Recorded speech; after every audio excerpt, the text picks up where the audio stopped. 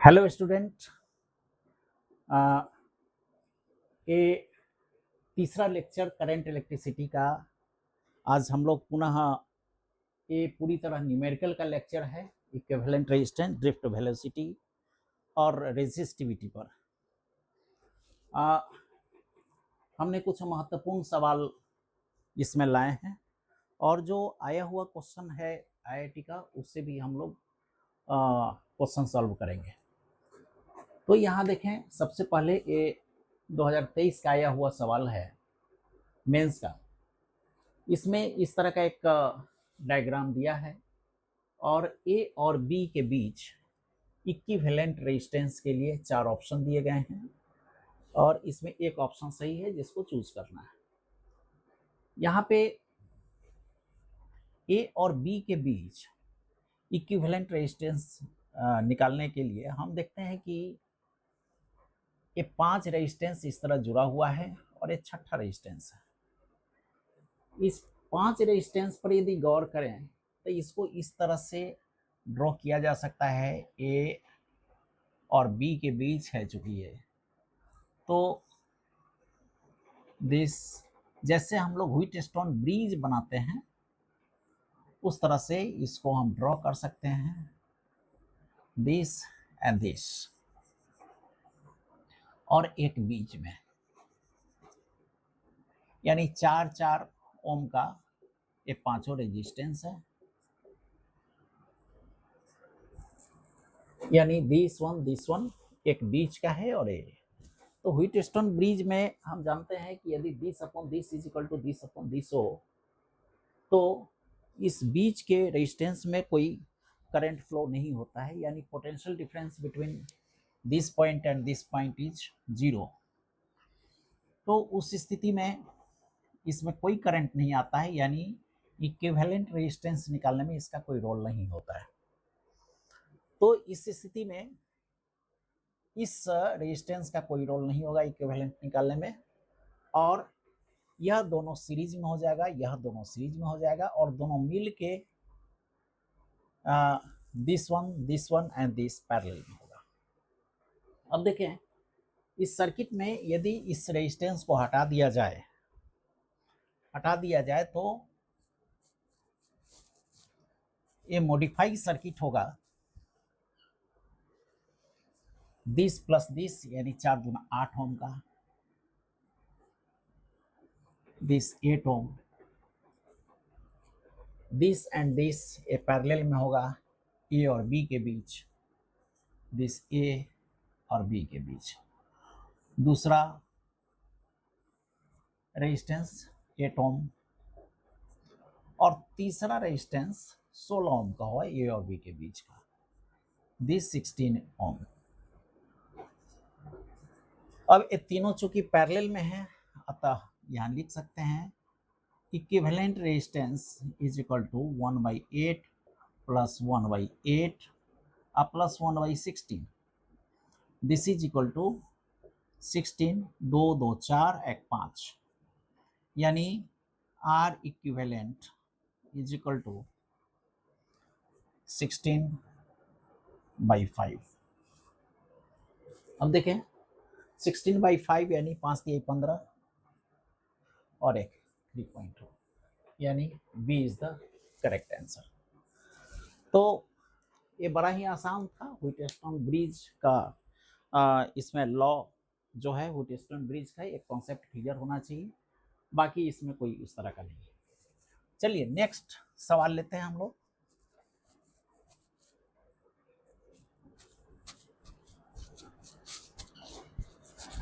Next सवाल ये IIT का मेंस का सवाल है।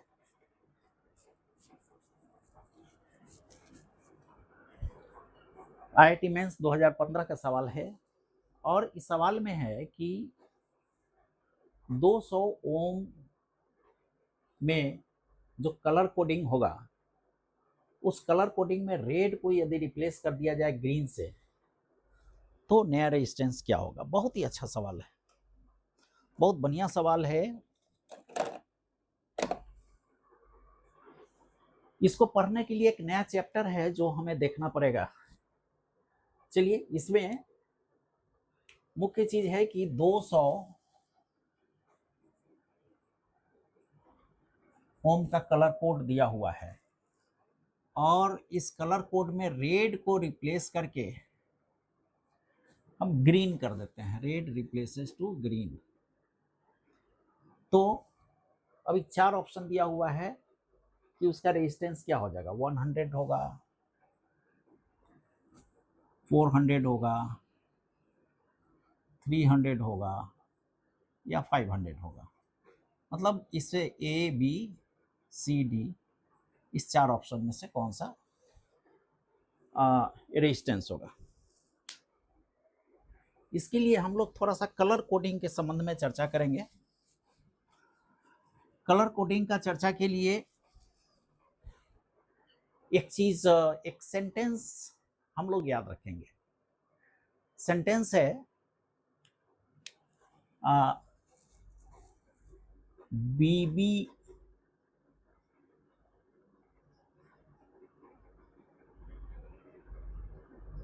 Roy, B B Roy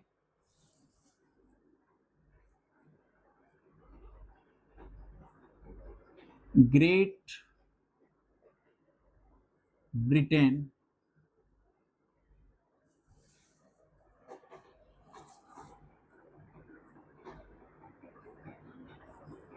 very good wife,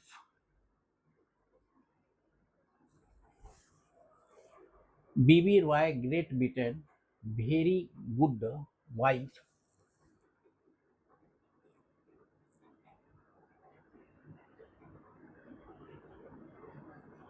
wearing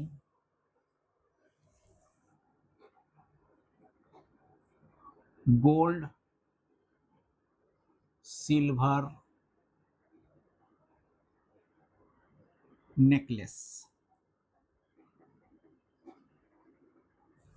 ये सेंटेंस आप याद रखिए, इससे बहुत बड़ा फायदा होगा। एक कलर कोड करके रेजिस्टेंस का वैल्यू निकालने के लिए फिजिक्स में एक चैप्टर है और पूरा चैप्टर इसी पर बेस है।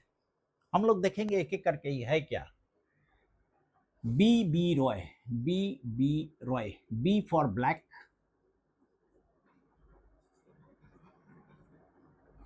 और B for brown,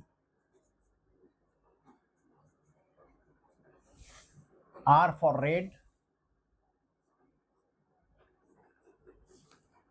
O for orange, Y for yellow,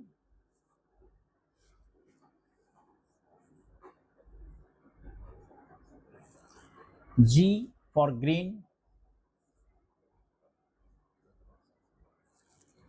B for blue, V for violet,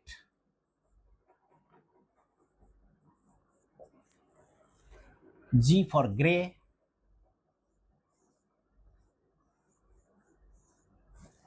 W wife, Y for white,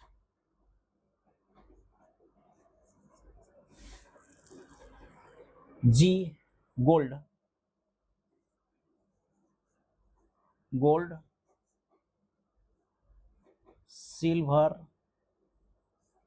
no color, necklace for no color, necklace for no color। ए इसका number, इसको 0 से हम शुरू करें, black से, brown 1, red 2, orange 3, yellow 4, green 5, blue 6, violet 7, grey 8 और white 9। इसका 10 पर पावर इंडेक्सिंग करें तो दिस इज 10, 10 पर पावर 2, 10 पर पावर 3, 10 पर पावर 4, 10 पर पावर 5, 10 6, 10 7, 10 8, 10 9, दिस वन। अब ए सिल्वर के लिए 10-1 5% एरर करेक्शन के लिए होता है। सिल्वर के लिए 10-2 10% और नो कलर के लिए 20%। 20% करेक्शन के लिए होता है। बस इतना चीज याद रखना है। अब देखिए, किसी भी रेजिस्टेंस को कलर कोड में समझने के लिए, मान लीजिए 200 ओम का रेजिस्टेंस है, 200 ओम का रेजिस्टेंस है। इसमें पहला डिजिट 2 है, यहाँ पे से डिजिट लेंगे 2 यानी रेड, यानी पहला लाइन इसका रेड होगा, रेड। दूसरा लाइन 0, अब दूसरा लाइन 0 यानी दूसरा लाइन ब्लैक, रेड ब्लैक। और तीसरा यहाँ पे 0। तीसरा देखिए इंडेक्सिंग का लाइन होता है, इंडेक्सिंग का लाइन, और this 0 2 0 0 0 0 this okay 10 per power 1 10 per power 1 this and 20 गुने 10 20 गुने 10 पावर 1 यानी ब्राउन।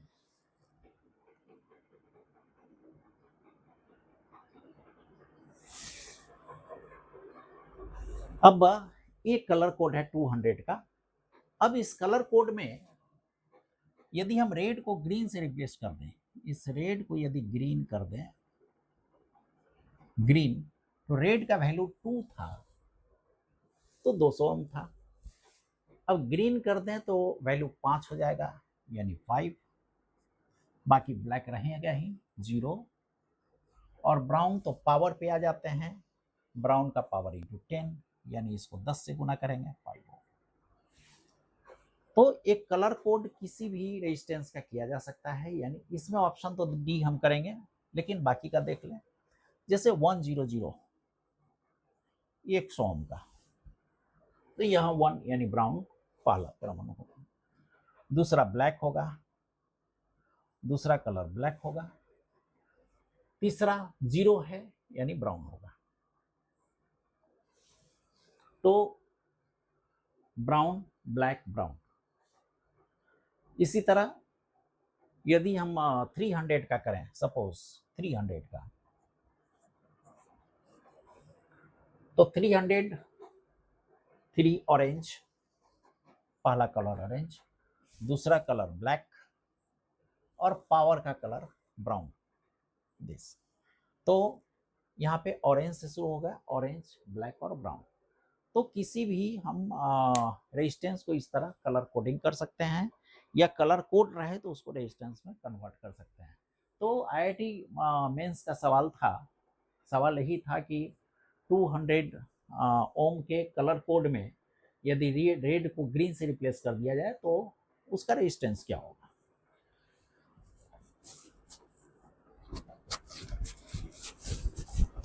अब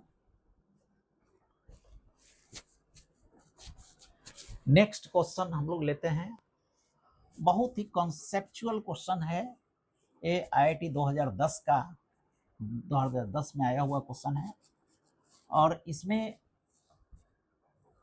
ओम्स लॉ को वेरीफाई करने के लिए एक सर्किट अरेंज किया गया है।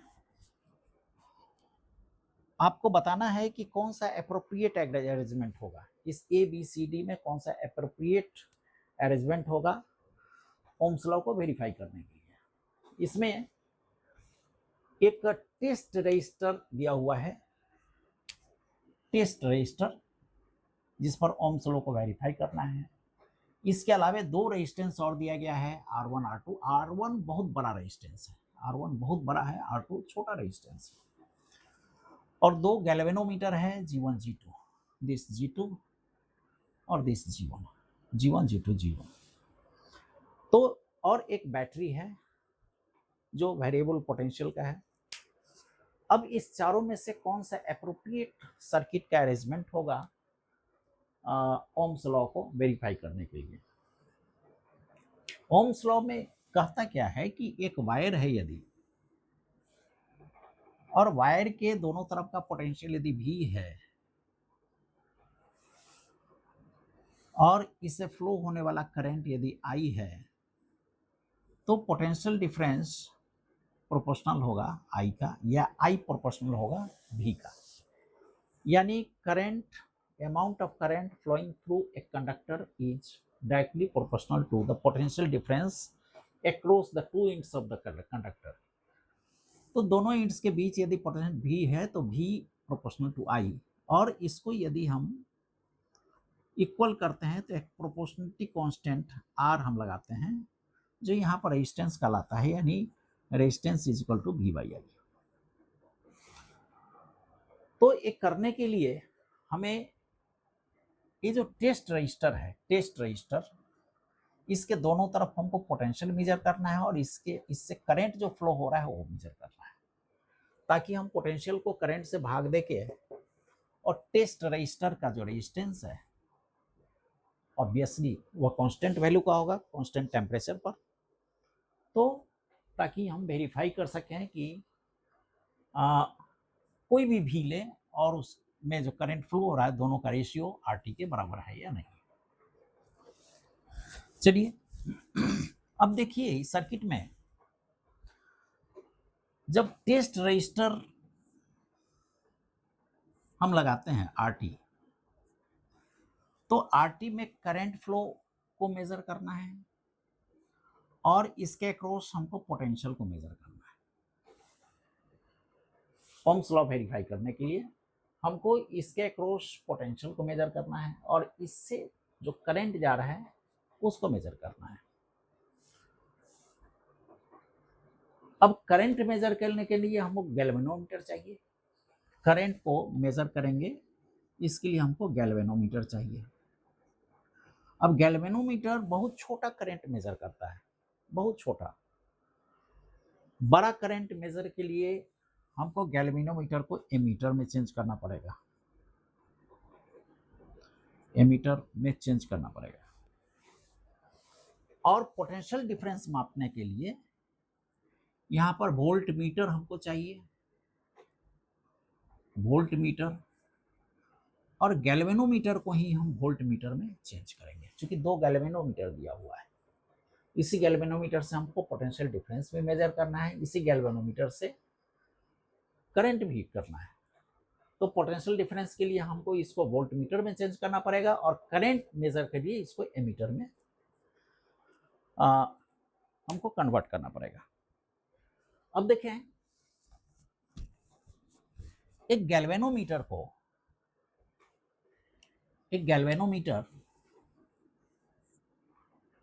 दिस G, इसको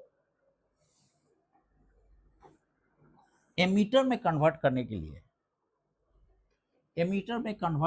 लिए हम एक लो रेजिस्टेंस इसके साथ शंट करते हैं, एक लो रेजिस्टेंस शंट करते हैं, ताकि जो करंट आता है, मान लीजिए कि इसमें 1000 ml 1000 मिली एम्पियर का करंट इससे आ रहा है, लेकिन इसकी कैपेसिटी, इस गैल्वेनोमीटर की कैपेसिटी सपोज 10 mA का है, मिली एम्पियर का है, इससे ज़्यादा करंट मेजर नहीं कर सकता है। तो इस स्थिति में हम इस रेजिस्टेंस को इस तरह लगाएंगे, लो रेजिस्टेंस रहेगा, ताकि मैक्सिमम करंट यानी 990 मिली एम्पियर करंट इस रेजिस्टेंस होकर फ्लो करे और मात्र 10 mA करंट गैल्वेनोमीटर से करे। यानी गैल्वेनोमीटर का फुल डिफ्लेक्शन जो 10 मिली एम्पियर के लिए है, जब गैल्वेनोमीटर का गैल्वेनोमीटर हमको 10 मिली एम्पियर शो कर रहा है, इसका मतलब टोटल करंट यहाँ पर 1000 मिली एम्पियर है, यानी 990 मिली एम्पियर करंट शंटिंग के थ्रू इस लो रजिस्टर के थ्रू पार कर जा रहा है। अब देखिए यहाँ ज्यादा करंट हम फ्लो करा रहे हैं, ऊपर करंट है।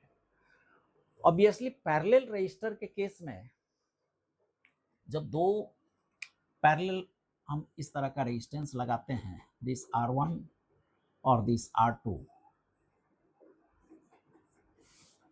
तो करंट का division I current suppose I1 और I2 में डिवाइड होता है, तो यह करंट रेजिस्टेंस के वैल्यू का अपोजिट इन्वर्सली प्रोपोर्शनल होगा, यानी जिधर ज्यादा रेजिस्टेंस होगा उधर कम करंट होगा, और जो रेजिस्टेंस कम होगा वह ज्यादा करंट। यानी यहाँ ज्यादा करंट रखने के लिए इस रेजिस्टेंस को हमको काफी लो रखना पड़ेगा with respect to resistance of galvanometer. Galvanometer के रेजिस्टेंस से काफी लो रखना पड़ेगा, यानी low resistance, this means a low R2 होना चाहिए, यानी यहाँ पर रेजिस्टेंस R2 लगाएंगे, यानी गैल्वेनोमीटर को एमीटर में चेंज करने के लिए हम R2 रेजिस्टेंस को गैल्वेनोमीटर के अक्रॉस शंट करेंगे। अब देखिए एमीटर यानी करंट मेजर करेगा, RT यह है करंट मेजर है, गैल्वेनोमीटर करेगा, RT यह है, यह गैल्वेनोमीटर करंट, RT का एक करंट मेजर करेगा, एक करंट मेजर करेगा। अब देखें इसमें हम R2 को शंट, R2 चूंकि छोटा है, R2 को ही शंट कर सकते हैं, यानी इस गैल्वेनोमीटर को R1 शंट हो रहा है, this is wrong, R2 shunt हो रहा है, ये हो सकता है, ये हो सकता है, क्योंकि R2 शंट कर रहा है G2 के साथ। अब यहाँ पर R2 शंट नहीं कर रहा बल्कि सीरीज में है, this is also, R1 series में है, दिस इज नॉट, यानी मात्र C is the correct circuit arrangement to verify Ohm's law। अब इसका नेक्स्ट भी पहलू है, नेक्स्ट पहलू हमने चर्चा ही नहीं किया। नेक्स्ट पहलू यह है कि एक टेस्ट रजिस्टर के दोनों तरफ का पोटेंशियल निकालने के लिए हमको गैल्वेनोमीटर को वोल्टमीटर में कन्वर्ट करना है। तो गैल्वेनोमीटर को वोल्टमीटर में कैसे कन्वर्ट करते हैं, इसके लिए देखिए गैल्वेनोमीटर दिस, गैल्वेनोमीटर को वोल्टमीटर में कन्वर्ट करने के लिए, जैसे एमीटर में कन्वर्ट करने के लिए हम पैरेलल में रजिस्टर को लगाए, पैरेलल में शंट किए हैं रजिस्टर को, इसी तरह वोल्टमीटर करने के लिए सीरीज में एक हाई रेजिस्टेंस के रजिस्टर को लगाते हैं। गैल्वेनोमीटर को वोल्टमीटर में कन्वर्ट करने के लिए एक हाई रेजिस्टेंस का रजिस्टर सीरीज में हम लगाते हैं, दिस, और हाई रेजिस्टेंस R1 है, यानी दिस लगाएंगे, तभी यह वोल्टमीटर में कन्वर्ट होगा और RT के दोनों तरफ, ये जो RT है दोनों तरफ के पोटेंशियल को रीड करेगा। तो इसमें सीरीज में लगा हुआ है, R1 लगा हुआ है, दिस। तो एक कॉन्सेप्चुअल क्वेश्चन है, कॉन्सेप्चुअल है, मतलब एक गैल्वेनोमीटर को हम किस तरह मीटर के रूप में इस्तेमाल करेंगे सर्किट में, और किस तरह हम वोल्टमीटर के रूप में इस्तेमाल करेंगे सर्किट में, इसका कॉन्सेप्ट यदि क्लियर है तो इस सर्किट अरेंजमेंट में से जो एप्रोप्रिएट अरेंजमेंट है उसको सिलेक्ट करने में कोई दिक्कत नहीं होगी। चलिए आगे का क्वेश्चन हम लोग देखते हैं, जो आया हुआ क्वेश्चन है।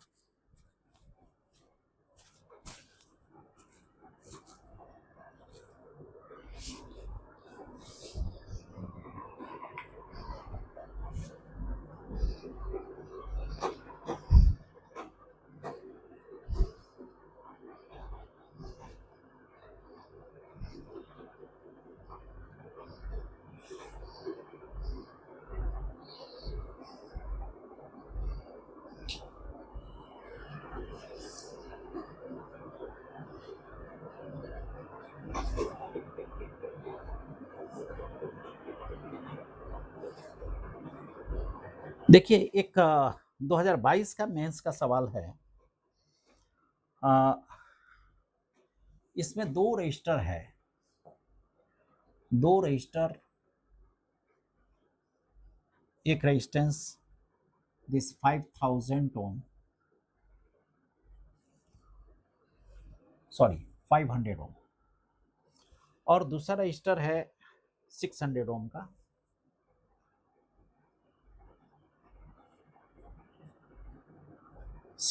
ओम का, और इसके साथ एक बैटरी कनेक्टेड है 20 ओम का, 20 वोल्ट 20 वोल्ट का बैटरी कनेक्टेड है।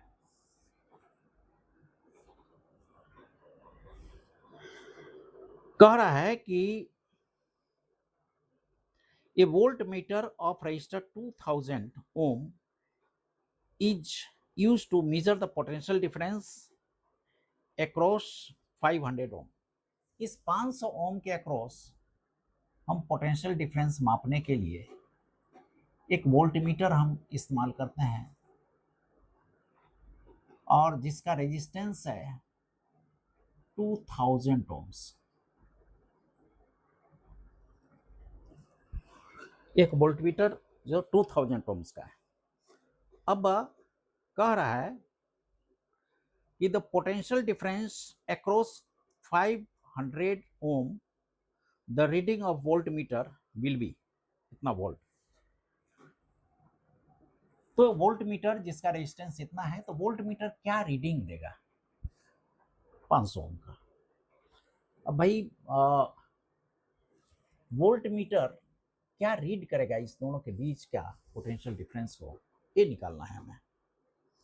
अब देखिए, जब तक वोल्टमीटर नहीं लगा था तब तक इसके पैरेलल में कोई रेजिस्टेंस नहीं था, और उस समय करंट फ्लो हो रहा था 20 वोल्ट डिवाइडेड बाई 500 प्लस 600 यानी 1100 ओम, ये करंट फ्लो हो रहा था। लेकिन अब एक वोल्ट मीटर लग गया, वोल्ट मीटर जिसका रेजिस्टेंस 2000 ओम है। अब इस सर्किट में हम देख रहे हैं कि ये दोनों रजिस्टर पैरेलल में है, और इसका इक्विवेलेंट इसके साथ सीरीज में है, वही करंट फ्लो होगा।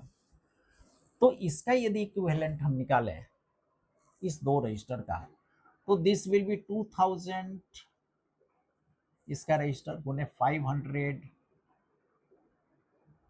Divided by 2000 plus 500। चूंकि हम जानते हैं R1 R2 दो रजिस्टर हो पैरेलल में, तो उसका equivalent register R1 into R2 divided by R1 plus R2।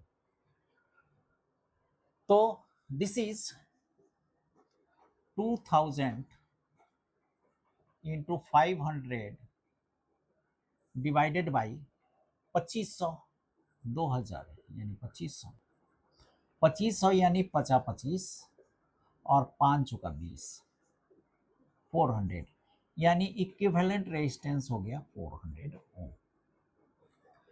यानी इस दोनों का इक्विवेलेंट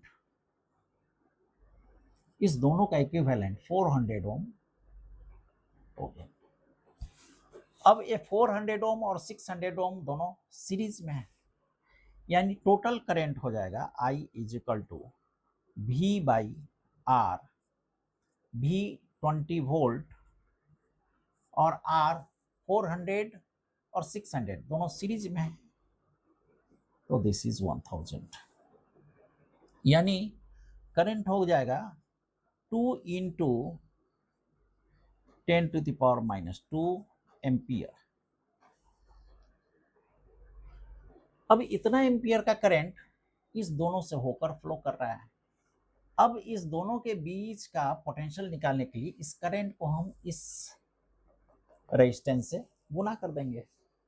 अब मान लीजिए ए पॉइंट P है, ए पॉइंट Q है, तो potential difference between P and Q Vp minus VQ यानी V, यह पोटेंशियल डिफरेंस जो रीड करेगा, ये 2000 ओम का जो वोल्टमीटर है रीड करेगा, दिस विल बी 400 रेजिस्टेंस 400 और इनटू करंट 2 इंटू 10⁻⁻², यानी R इंटू आई, ये पोटेंशियल डिफरेंस होता है, R इंटू आई।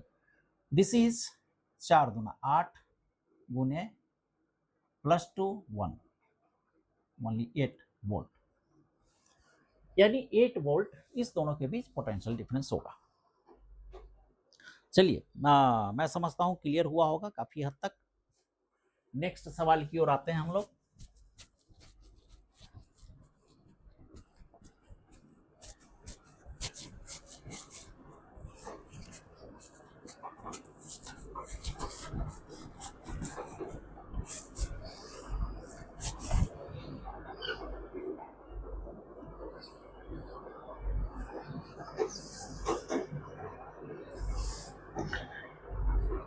ये है 2022 का ही मेंस का सवाल है।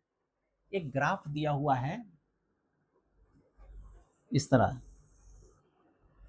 और इस ग्राफ में इस पर करंट है एम्पियर में,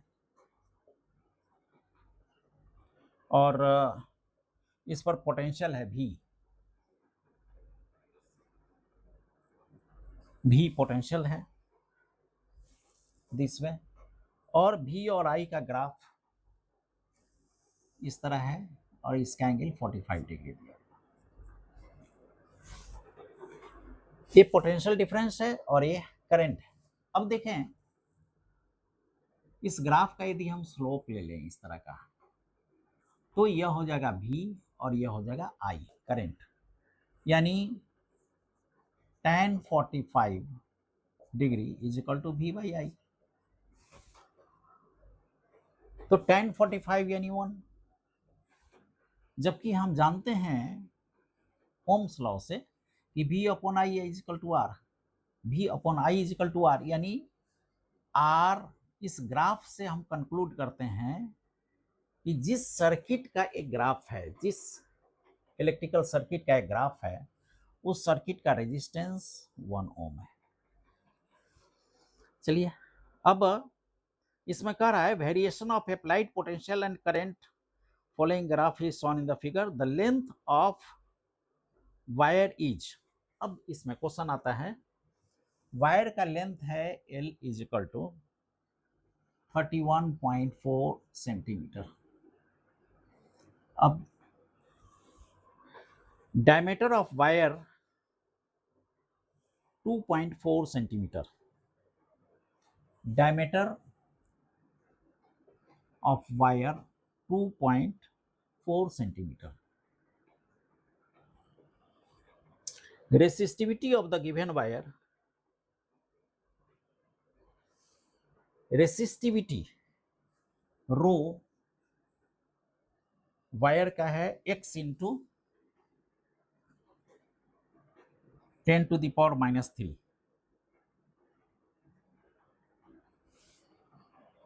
एक वायर है जिसका लेंथ a है, डायमीटर a है, और यहां से हम कंक्लूड कर लिए कि टोटल रेजिस्टेंस 1 ओम है, 1 ओम टोटल रेजिस्टेंस है। तो रो यानी रेसिस्टिविटी यदि इतना है तो x क्या है, x is equal to what, बस यही सवाल है। अब देखें इसमें लेंथ को पहले हम SI यूनिट में सबको कन्वर्ट करते हैं, यानी 31.4 इंटू 10⁻⁻2 मीटर।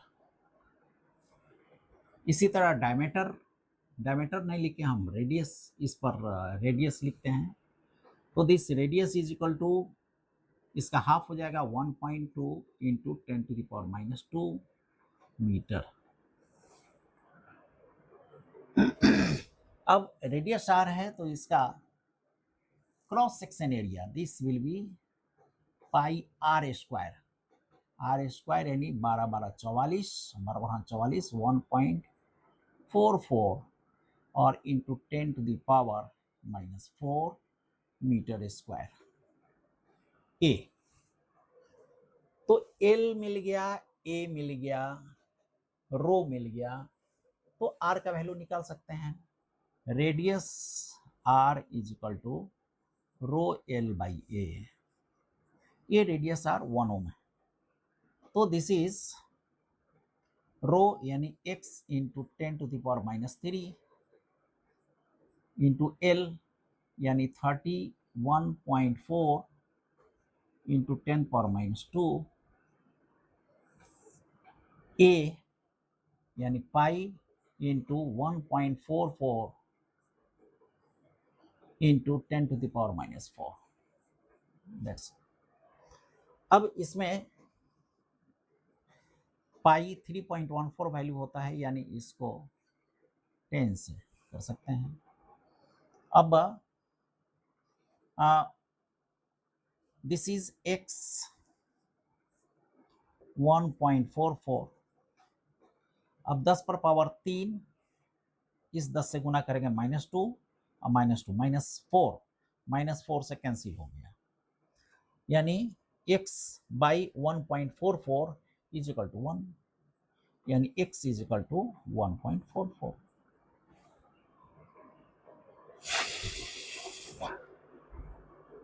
तो x का वैल्यू यहां निकालना था, x का वैल्यू 1.44। ओके, क्लियर है। अब नेक्स्ट हम लोग चलते हैं 50।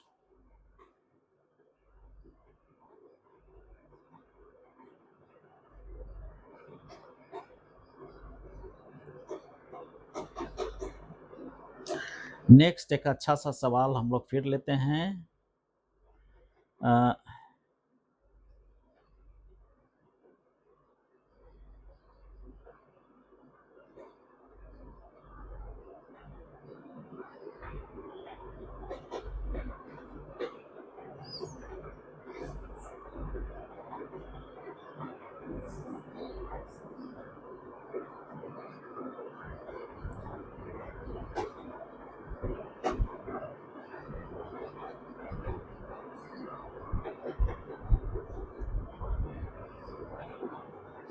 चलिए, एक क्वेश्चन है 2023 में जो आया है मेंस में, उसको डिस्कस करें। बहुत ही प्यारा सवाल है।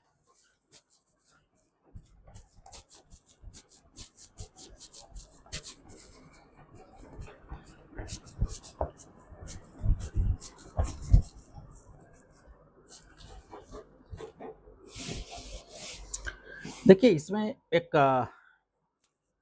दो बिंदु है ए बी, और 3 to 4, इसमें 3 to 4, 3 ओम, 2 ओम और 4 ओम। 6 ओम, 4 ओम।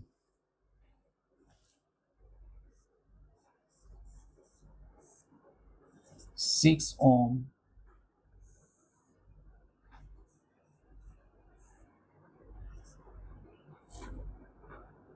और 4 ओम। 1/6 के वेट 2 ओम का एक बेस, और 2 ओम का 2 के बाद है।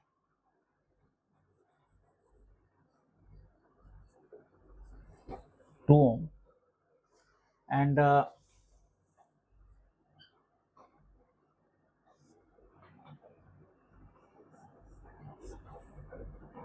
4 ohm this way, and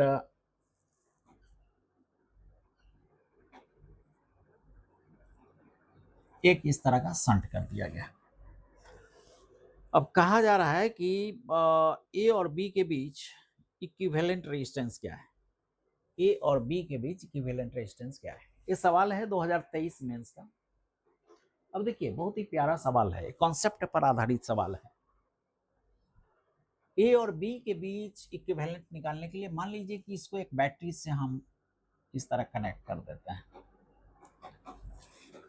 इस तरह बैटरी से कनेक्ट करते हैं, तो यहां से करंट आएगा, करंट यहां आएगा, करंट दो भाग में बटेगा, एक करंट नीचे आएगा, एक करंट इस तरफ जाएगा।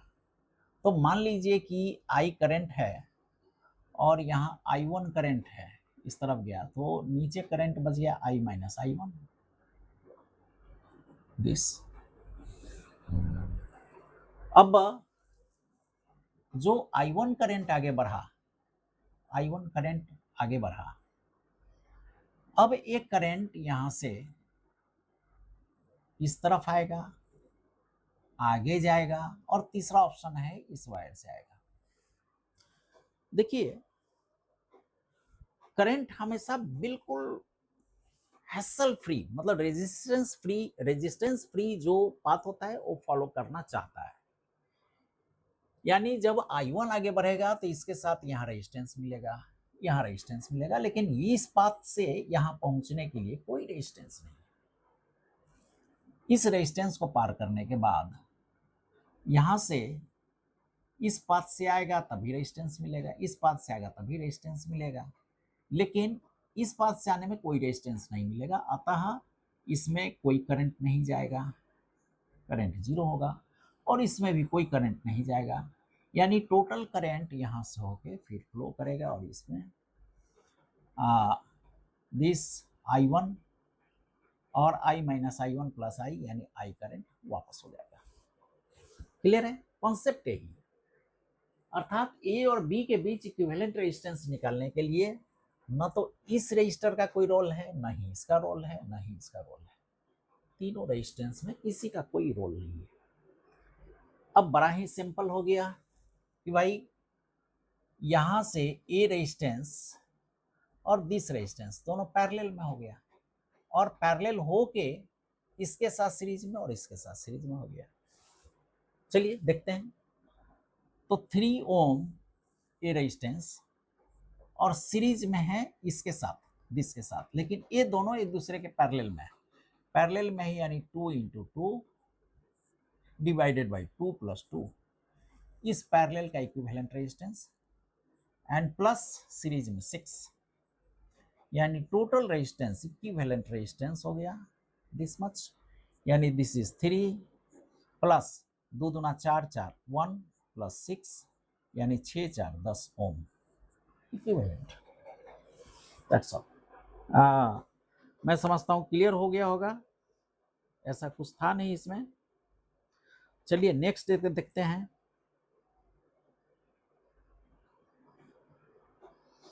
एक मेटलिक वायर है, नेक्स्ट क्वेश्चन है, ये क्वेश्चन भी 2023 का ही है, 2023 का। हाँ, एक मेटलिक वायर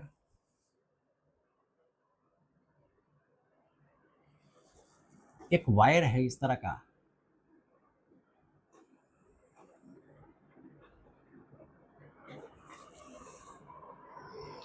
और कहा जा रहा है इसके लेंथ को 20% से इंक्रीज कर दिया गया। इसका लेंथ L है सपोज, और A है क्रॉस सेक्शन एरिया। लेंथ को इंक्रीज कर दिया गया 20% से, 20%, और क्रॉस सेक्शन को रिड्यूस कर दिया गया, cross section reduced by 4%, increase by 20%, increase L को इंक्रीज किए हैं, A को रिड्यूस किए हैं। तो कह रहा है कि परसेंटेज चेंज इन रेजिस्टेंस क्या होगा। तो रेजिस्टेंस में कितना परसेंट का चेंज आएगा, चेंज इन रेजिस्टेंस क्या होगा परसेंटेज। देखिए थोड़ा सा अलग है, बाकी जो हम लोग सवाल बनाते थे उस सवाल में यह था कि वायर के को स्ट्रेच करके उसका लंबाई बढ़ाया जाता था, वायर को स्ट्रेच करके उसका लंबाई बढ़ाया जाता था। उस स्थिति में L × A यानी वायर का वॉल्यूम हमेशा एक समान रहता था, और जिस रेशियो में हम L बढ़ाते थे उसी रेशियो में A को कम करते थे, और इस तरह चेंज्ड जो भी रेजिस्टेंस है वो हम कैलकुलेट कर लेते थे। लेकिन इसमें अलग मामला है। मामला यह है कि हम L को 20% से इंक्रीज किए और A को रिड्यूस किए 4% से, तो आर में परसेंट चेंज क्या है ये निकालना है। अब देखिए, मान लीजिए ओरिजिनल लेंथ ए है, क्रॉस सेक्शन आर है, यानी शुरू का जो रेजिस्टेंस होगा R zero, this will be rho L by A होगा, रो एल बाई ए। अब इस एल को इंक्रीज किया 20% से, 20%, यानी अब ये एल जो हो गया दैट इज एल 1 प्लस 20/100, 20% से हम इंक्रीज कर दिए एल को, और ए को रिड्यूस कर दिए 4%, यानी ए रिड्यूस हो गया 4%, यानी 1 माइनस 4/100। देखिए यहाँ 20% इंक्रीज किए प्लस में, 4% रिड्यूस किए दिस, और यहाँ रो कर देंगे, और ए मान लें आर हो गया रेजिस्टेंस। तो नया रेजिस्टेंस ये हो गया, जबकि पुराना रेजिस्टेंस ये था। अब देखें, this is rho L upon A, this R zero तो रहेगा ही, रो ए अपन आर जीरो, यानी पुराना वाला रेजिस्टेंस जो है आर जीरो, और यहाँ 120/100 और गुने 96 नीचे इंटू 100, 96, 100 कट गया, यानी R is equal to R0 और 120 डिवाइडेड बाई 96, यानी यह बढ़ के इतना हो गया, इतना टाइम्स हो गया। अब देखिए, हमें निकालना है कि कितना परसेंट का वृद्धि हुआ, आर में कितना परसेंट का वृद्धि हुआ। तो आर में परसेंट का वृद्धि निकालने के लिए increase in R this divided by 100, sorry वृद्धि है, मतलब आर माइनस आर जीरो और इंटू 100, ये परसेंटेज इंक्रीज इन रेजिस्टेंस होगा। तो this is R minus R zero by this, यानी R is equal to 120/96 minus 1 into R zero divided by R zero into 100, this R zero cancel, 96 यानी ऊपर में 4 24 24 divided by 96 into 100। अब 24 चौका 96, 4 मतलब 96 और 4 25, यानी 25% इंक्रीज होगा रेजिस्टेंस में। 20% यदि एल इंक्रीज करते हैं और रिड्यूस करते हैं ए दिस, तो 25% इसके रेजिस्टेंस में चेंज होगा। मैं समझता हूँ इसमें ज़्यादा दिक्कत नहीं होना चाहिए आपको, क्योंकि इसमें दिया हुआ है ऑलरेडी 20% हमने लंबाई बढ़ाया और इसका क्रॉस सेक्शन 4% रिड्यूस किया। अब कह रहा है कि रेजिस्टेंस कितना परसेंट बढ़ा, हमने कैलकुलेट किया 25% बढ़ा। ओके,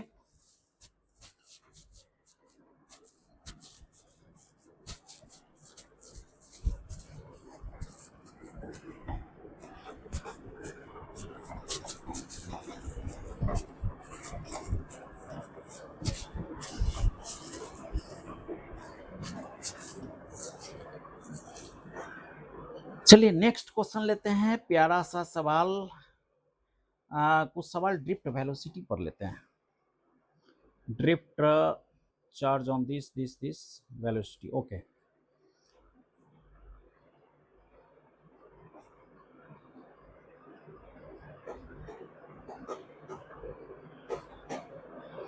देखिए, एक वायर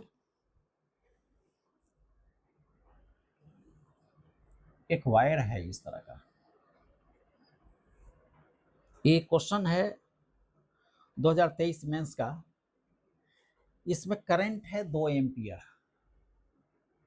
2 एम्पियर का करंट फ्लो हो रहा है और वायर का क्रॉस सेक्शन एरिया है 25 mm square. Cross section area A is equal to 25 10 to the power mm square, mm 25 mm square यानी 10 पावर -6। अब number of electrons in a cubic meter are 20 into 10 power 28. Okay. Electron density, number of electrons per unit volume is 20 into 10 to the power 28. Number of electrons. Drift velocity of electron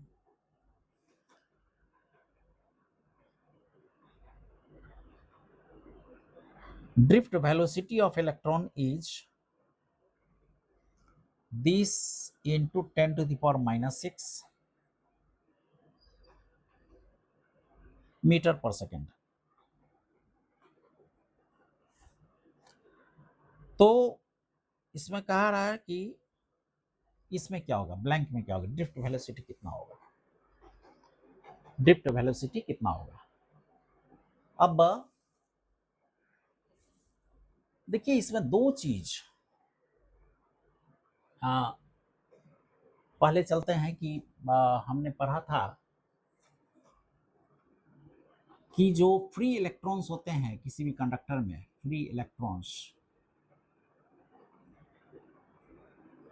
वो बहुत बड़ी संख्या में होते हैं, बहुत बड़ी संख्या में फ्री इलेक्ट्रॉन्स होते हैं और वो इलेक्ट्रिकल इसका थर्मल एनर्जी के कारण इलेक्ट्रॉन मूवमेंट में रहते हैं, काफी तीव्र गति से मूवमेंट में रहते हैं और एक दूसरे से कोलाइड करते हैं, एक दूसरे से भी कोलाइड करते हैं और न्यूक्लियस के साथ भी कोलाइड करते हैं।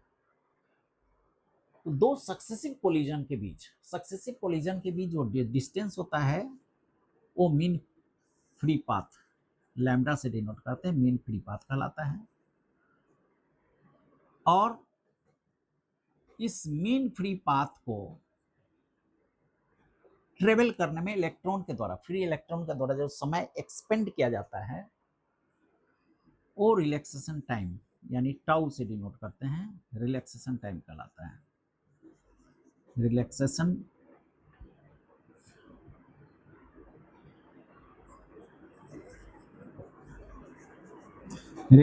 टाइम। अब हमने देखा था कि मान लिया था कि इसका इनिशियल वेलोसिटी u है और फाइनल वेलोसिटी v1 है, u1 v1, और इसके बीच में E इलेक्ट्रोमोटिव फोर्स के कारण इसमें एक एक्सेलरेशन डेवलप करता है जो अपोनेम, जबकि इलेक्ट्रॉन का चार्ज है E into E by M, mass of electron, a acceleration. और तो हम लिख सकते हैं v1 is equal to u1 plus acceleration और इंटू t1, ये टाइम t जो है रिलैक्सेशन टाइम t। अब इस तरह चूंकि हजारों इस तरह के इलेक्ट्रॉन्स हैं, फ्री इलेक्ट्रॉन्स है, सबका एवरेज यदि निकाला जाए तो v1 प्लस v2, मान लें कि n इलेक्ट्रॉन्स है तो n से डिवाइड करें is equal to u1 plus u2 un, n से डिवाइड करें and this is e by m। इसी तरह t1 t2 tn, n से डिवाइड करें। अब ये एवरेज जो होगा ये ड्रिफ्ट वेलोसिटी कहलाएगा, एवरेज जो फाइनल वेलोसिटी होगा ड्रिफ्ट वेलोसिटी, दिस इज, ये चूंकि रैंडम वेलोसिटी है इसका सम 0 हो जाएगा, this em or into this average tau, average relaxation time tau. तो drift velocity vd is equal to this, एक फॉर्मूला हमें मिलता है जिसमें टाउ रिलैक्सेशन टाइम है। दूसरा यह है कि मान लीजिए इस तरह का एक कंडक्टर है और कंडक्टर का क्रॉस सेक्शन एरिया ए है। इस कंडक्टर का क्रॉस सेक्शन एरिया ए है और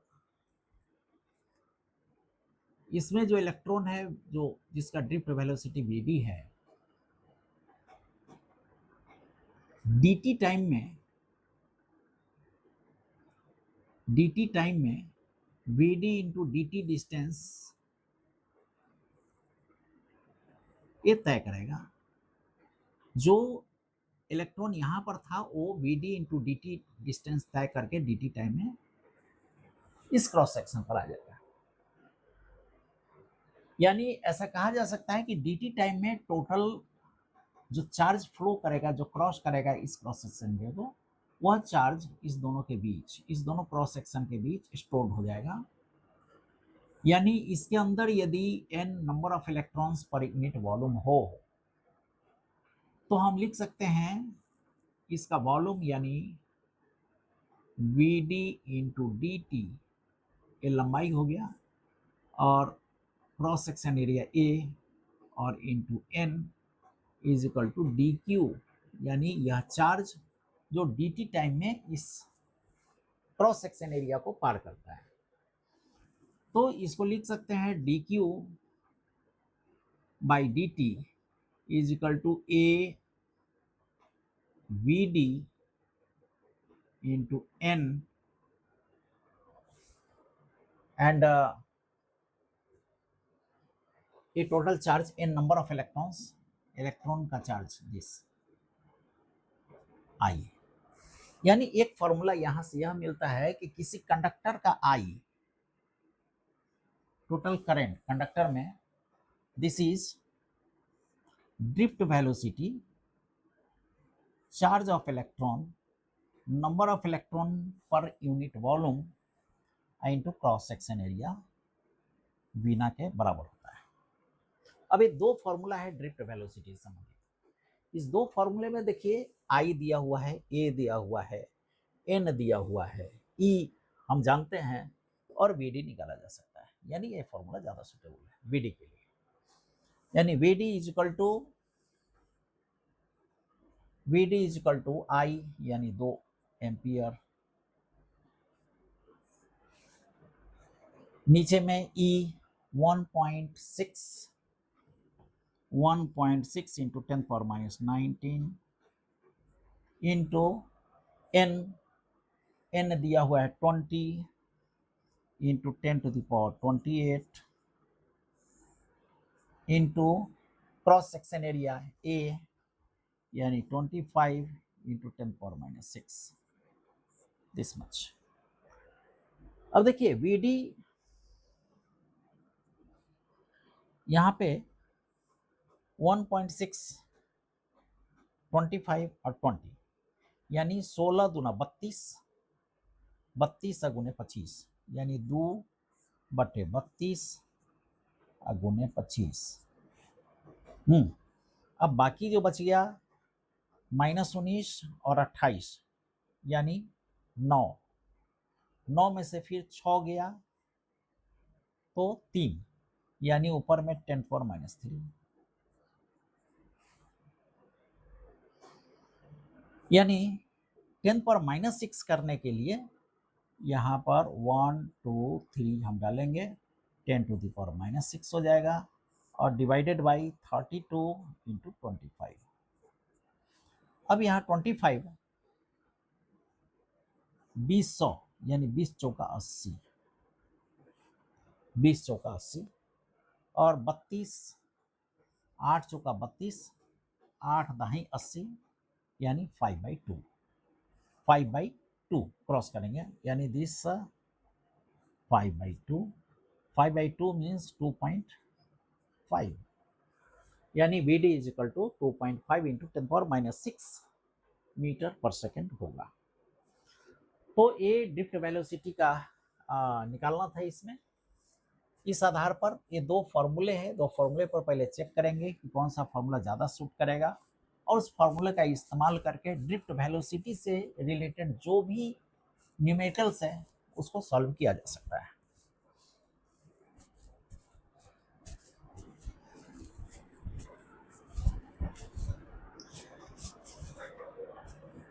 चलिए एक सवाल और लेते हैं इसमें,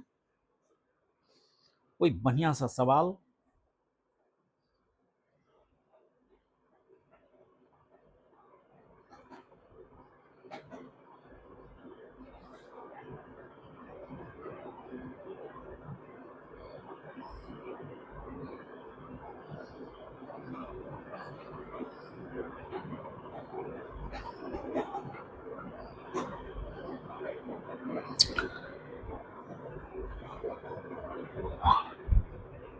चलिए एक सवाल ड्रिफ्ट वेलोसिटी का ही है, लास्ट सवाल मैं ले रहा हूं।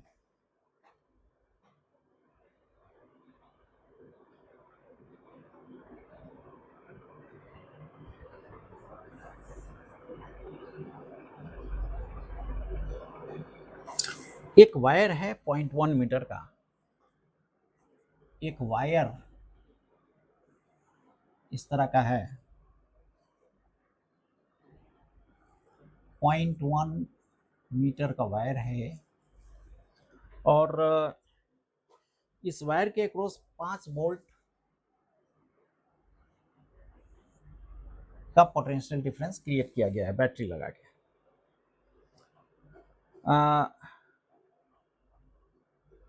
और इस पोटेंशियल के कारण इसका ड्रिफ्ट वेलोसिटी इस वायर में V D is equal to 25 into 10⁻⁻4 metre per second है। ड्रिफ्ट वैल्यू कितना मीटर पर सेकेंड है।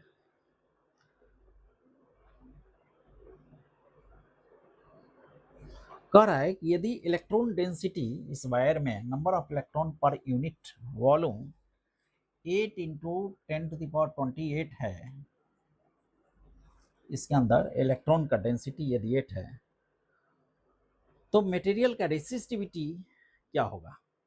रेसिस्टिविटी यानी रो इज इक्वल टू व्हाट, रो निकालना है। यहां देखिए 5 इसका पोटेंशियल डिफरेंस है, लेंथ दिया हुआ है, वी डी दिया हुआ है, एन रो का वैल्यू निकालना है। अब I is equal to total current is equal to drift velocity electron number of electron और क्रॉस सेक्शन एरिया, ये फॉर्मूला होता है। इस फॉर्मूले में आई नहीं दिया हुआ है, वी डी दिया हुआ है, एन दिया हुआ है, रो का वैल्यू निकालना है। रो कहीं है नहीं इसमें, रो कहीं नहीं है, ए का वैल्यू नहीं है। अभी निकालने के लिए इस आई को हम लिख सकते हैं V by R is equal to V D E N A.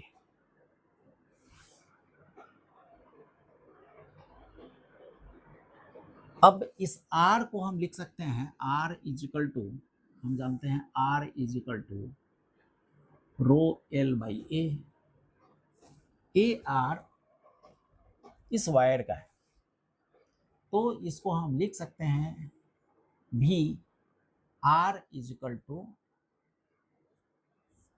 Row L by A, this is equal to V D E N A. अब देखिए जो वैल्यू ए का वैल्यू हमारे पास नहीं था, ये कट गया, दोनों तरफ कट गया। रो हमको चाहिए, रो आ रहा है, यानी रो इज इक्वल टू, रो को यदि इधर ले जाए तो V by L into VDEN।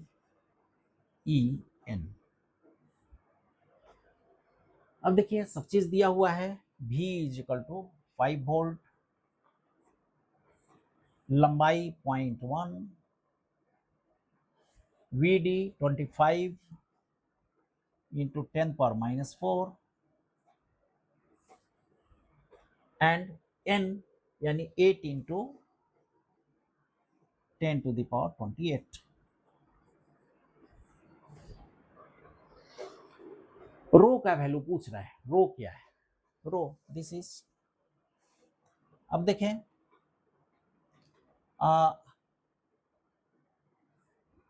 -4 this यानी 10⁻24 बचेगा, और 0.1 एक गुना कर देंगे 24 यानी 23, तो इसको लिख सकते हैं 5 इंटू 10⁻⁻23